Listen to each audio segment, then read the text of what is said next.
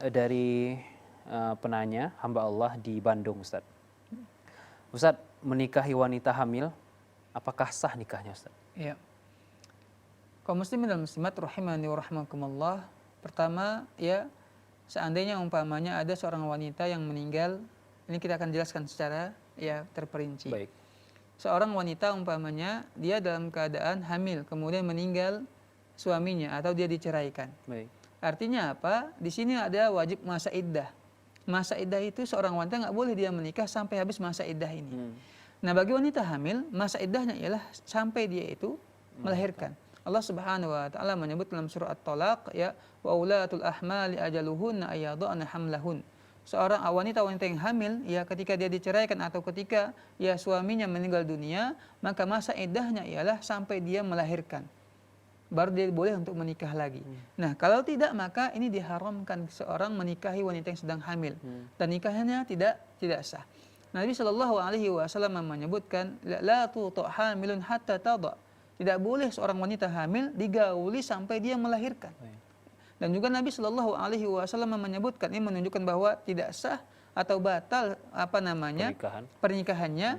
Nabi Shallallahu Alaihi Wasallam menyebutkan, la yahillu li limri'in yu'minu billahi wal yawmil akhir an yasqiya ma'ahu zar'a akhihi atau zar'a ghairihi. Tidak hal bagi seorang mukmin yang dia beriman kepada Allah dan hari kiamat, dia itu menumpahkan ya spermanya ataupun air maninya, artinya menggauli ya bekas ataupun yang masih ada persemaian di dalamnya. Artinya wanita yang sedang hamil tak boleh, tak halal bagi dia untuk menggaulinya.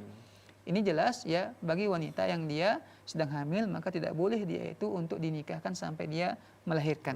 Nah, bagaimana kalau seandainya mungkin ini maksud daripada pertanyaannya. Ada laki-laki dan wanita berpacaran kemudian mereka berbuat zina sampai si wanita ini hamil. Boleh nggak laki-laki ini untuk menikahi wanita tersebut? Di sini saya menjelaskan perkataan para ulama kita. Berdasarkan apa yang saya sampaikan tadi di awal, bahwa tidak boleh menikahi ya wanita yang sedang hamil, maka kata para ulama termasuk di antaranya ya Dewan Fatwa Arab Saudi menjelaskan, ulama-ulama lain menjelaskan bahwa tidak boleh ya diadakan pernikahan. Baik. Ya, kalaupun mereka harus menikah, maka harus memenuhi dua syarat. Umpamanya laki-laki ini ya itu menikahi wanita yang sudah dia hamili. Dua syarat yang harus mereka penuhi. Yang pertama, kedua-duanya taubat kepada Allah Subhanahu wa taala. Bertobat kepada Allah, menyesali perbuatan mereka, minta ampun kepada Allah. Yang kedua, wajib ya wanita ini bersih terlebih dahulu ataupun dia melahirkan.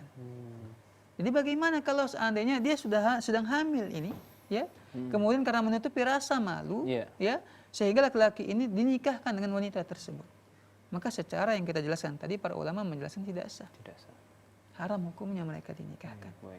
Nah, kalau begitu bagaimana banyak kejadian? Nah, di sini yang perlu kita sampaikan bahwa Allah Subhanahu wa taala mengatakan wala taqrabuz zina. Janganlah kalian mendekati perbuatan zina. Nah, ini diawal dengan sebuah pacaran, dekat-dekatan, perkenalan, ya, berdua-duaan, yang mana Nabi katakan kalau laki-laki dan perempuan berdua-duaan maka setan yang ketiga. Ini merupakan wasilah kepada perbuatan zina. Zina itu merupakan dosa besar di sisi Allah Subhanahu wa taala. Maka hindari, jangan lakukan, ya. Nah, kalau seandainya ada sebagian orang mungkin mengatakan, sebagian ulama mengatakan boleh dinikahkan begitu. Karena menutupi aib dan sebagainya, selagi yang menikahkannya ialah laki-laki yang menghamilinya.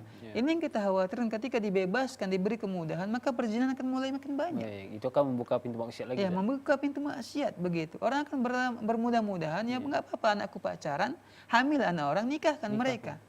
Nah, orang tua ingat bahwa Allah Subhanahu wa taala memberikan anak sebagai amanah.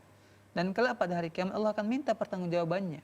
Nabi Shallallahu Alaihi Wasallam mengatakan, ya, kullukum ra'in wa kullukum mas'ulun an ra'iyati. Setiap kalian pemimpin dan pasti Allah akan tanya tentang apa yang dia pimpin.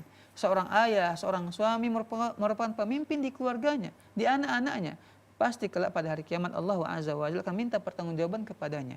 Nah, orang tua yang tidak memperhatikan anaknya, memberi kebebasan kepada dia, anaknya jalan dengan laki-laki siapapun itu nggak masalah, berpacaran, berduaan, diam-diam saja, hati-hati. Ini termasuk daripada orang tak punya ghirah, dayus, kata Nabi Shallallahu Alaihi Wasallam. Artinya apa? Nabi menyebutkan nggak akan bisa masuk ke dalam surga seorang dayus. Artinya nggak pernah dia merasa cemburu dengan maksiat yang terjadi di keluarganya. Anaknya umpamanya berpacaran, dia biasa-biasa saja.